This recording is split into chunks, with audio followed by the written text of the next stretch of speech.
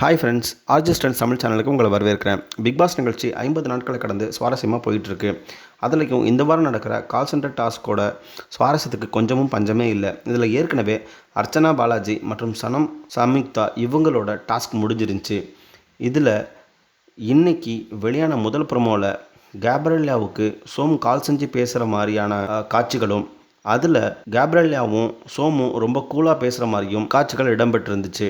இதை தொடர்ந்து இன்றைக்கி 2வது ப்ரோமோ வெளியாகியிருக்கு. இதில் சனம் ஷெட்டி கூறிய வார்த்தைகளால் ரொம்ப கோபமடைகிறாரு ரியோ. உங்கள் 2 பேருக்கும் இருக்கிற அழகான நட்பை பார்க்க ரொம்ப அழகாக இருக்குது அப்படின்னு ரியோ கூறுற மாதிரியும், அதில் உடனே இந்த வீட்டில் குரூப்பிசம் இருக்குது அப்படின்னு சனம் சொல்கிறாங்க.